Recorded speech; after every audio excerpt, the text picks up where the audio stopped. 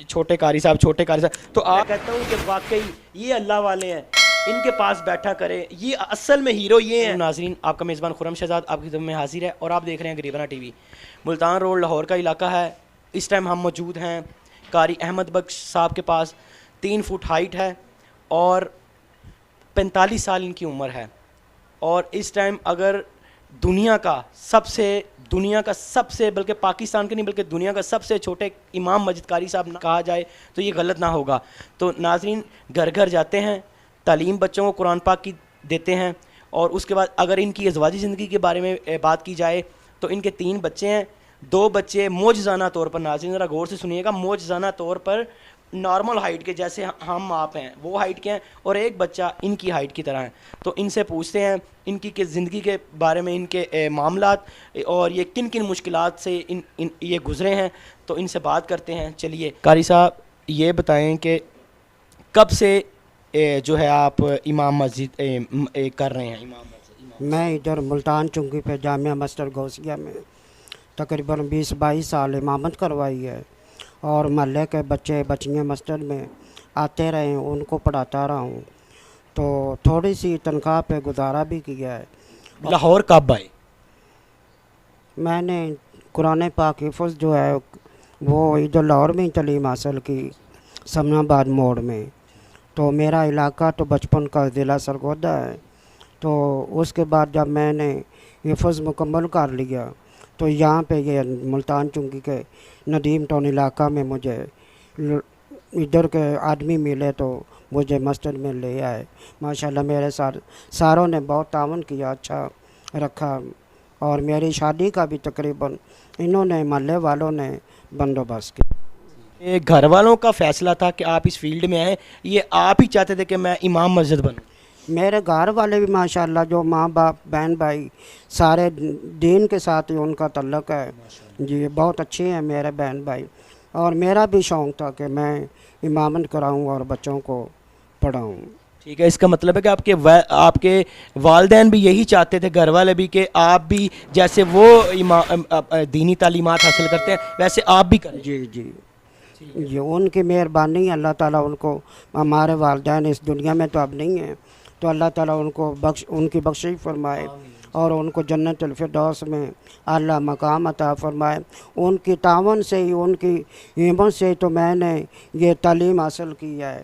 اللہ تعالیٰ انہیں بھی جزا دے اور مجھے بھی حوصلہ دے کہ میں اس دین کے راستے پہ چلتا رہوں اور بچوں کو چلاتا رہوں۔ جیسا کہ ناظرین آپ نے سنا کہ وہ کہہ رہے ہیں کہ اتنا حوصلہ ہے، اتنا کچھ ہونے کے باوجود وہ کس طرح زندگی گزارے، لیکن پھر بھی ان کا حوصلہ پست نہیں ہوا۔ وہ ابھی بھی کہہ رہے ہیں کہ میں ساری زندگی دینی تعلیمات پہ وقف کرتا ہوں اور بچوں کو دینی تعلیم سکھاؤں گا۔ تو اور محلے والے ماشاءاللہ اچھے ہیں، جن کی وجہ سے میں ادھر ابھی رہ رہا ہوں، تو لیکن کوئی صحیح مالی طور پہ جو ہے آج کے حالات کے مطابق وہ کسی نے کو تعاون نہیں کیا۔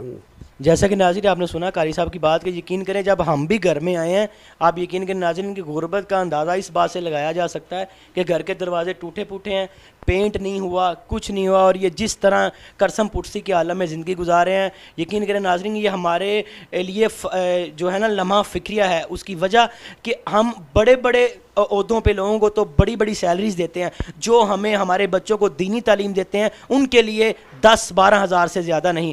کبھی ہم نے یہ سوچا ہی نہیں کہ وہ اپنے معاملات کس طرح چلا رہے ہیں۔ تو قاری صاحب یہ بھی پوچھتے ہیں کہ آپ کو مشکل تو بہت آئی ہوں گی، اور دوسرا یہ کہ اب آپ کیا چاہتے ہیں کہ آگے آپ فیوچر میں آپ کے لیے کیا ہونا چاہیے؟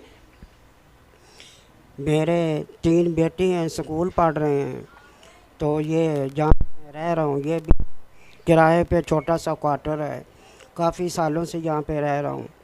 تو میں ویسے کچھ لوگوں بڑوں کے ساتھ پاس جاتا بھی رہا ہوں، لیکن کوئی بات آگے سے نہیں سنتا، جو ان کے دروازوں میں کھڑے ہوتے ہیں تو وہ بھی اندر جانے نہیں دیتے۔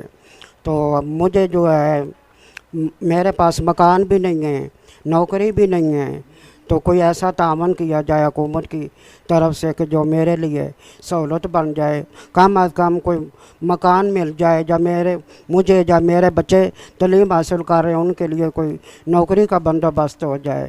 تو قاری صاحب ذرا یہ بتائیں کہ سارا گھر کا جو کچن سارے معاملات کرایہ آپ دیتے ہیں سارا کچھ یہ آپ خود کرتے ہیں؟ جی میں خود کر رہا ہوں اکیلے؟ اکیلا جی. تو بچے ابھی سارے چھوٹے ہیں؟ ہاں جی چھوٹے ہیں پڑھ رہے ہیں. تو آپ ان سے ان کی ازواجی زندگی کے بارے میں پوچھتے ہیں. قاری صاحب کی شادی کب ہوئی؟ شادی کو بھی تقریباً 20-22 سال ہو گئے ہیں. وہ میں یہ گھروں میں جا کے بچوں کو قرآن پاک پڑھاتا ہوں تو وہاں سے کوئی معاوضہ ملتا ہے تو میں گزارا جو ہے وہ کر رہا ہوں. تو قاری صاحب ابھی امامت نہیں کروا رہے آپ کسی مسجد میں؟ میری کوئی سالوں سے طبیعت خراب ہو گئی تھی تو اس کے بعد پھر اب نہیں.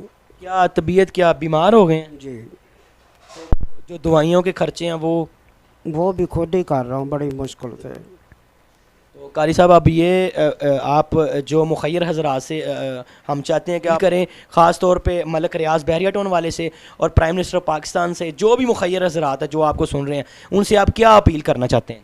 وہ تعاون کر دیں، کوئی مکان وغیرہ دے دیں. ماشاءاللہ ان کے پاس تو بہت کچھ ہے تو کرنا چاہیں تو ان کے لیے کوئی مشکل تو نہیں، وہ ہر کسی کے لیے بھی کر سکتے ہیں.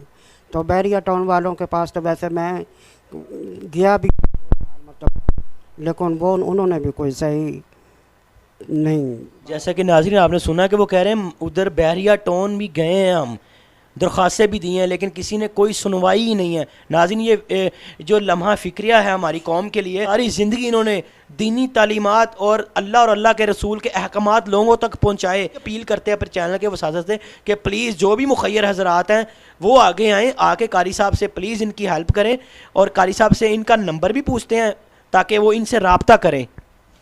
030844011910. جیسا کہ ناظرین آپ نے سنا کہ قاری صاحب نے نمبر کا بھی بتایا ہے.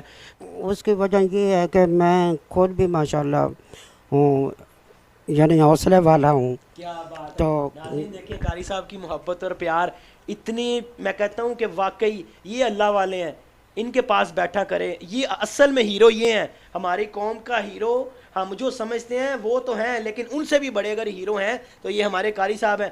اتنی مشکل کے باوجود بھی ناظرین دیکھ لیں کہ وہ ہنس رہے ہیں، ان کے چہرے پہ کوئی غمی نہیں ہے. کوئی بھی تعاون کرے تو ثواب کا کام ہی ہے. اللہ تعالیٰ اور اللہ کے ابھی خوش ہوں گے، میں بھی خوش ہوں گا، میرے بچے خوش ہوں گے. آنے والا وقت میرے لیے اور بچوں کے لیے آسانی کا کوئی سبب بن جائے تو اچھی بات ہے. اللہ تعالیٰ ساروں کی مدد فرمائے. آمین. قاری صاحب تھوڑا سا نا چھوٹا سا جو نا چٹپٹا سا سوال کرنا چاہتے ہیں، آپ کی اگر گزارش ہو تو، اجازت ہو تو. یہ کہ جب آپ گھر میں آتے ہیں یا کبھی گھر میں کوئی موجود نہیں ہوتا تو آپ نے کوئی لائٹ جلانی ہو یا کہیں اوپر کہیں چڑھنا ہو تھوڑا سا، تو تب آپ کیا کرتے ہیں؟ وہ یہ ہے کہ مثلا میں کوئی زیادہ پریشان نہیں ہوتا.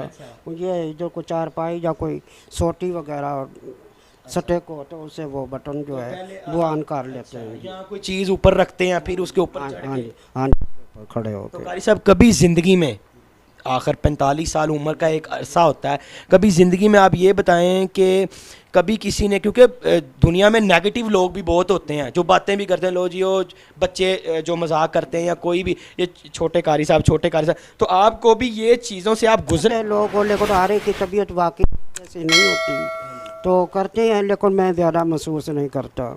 میں صبر سے. کمال ہے قاری صاحب. دیکھا جی ہمارے قاری صاحب کہہ رہے ہیں کہ میں حوصلے سے ہر چیز کا مقابلہ کرتا ہوں. اپنے میزبان خرم شہزاد کو دیجیے اجازت، ملتے ہیں اگلی موٹیویشنل سٹوری کے ساتھ. اللہ حافظ.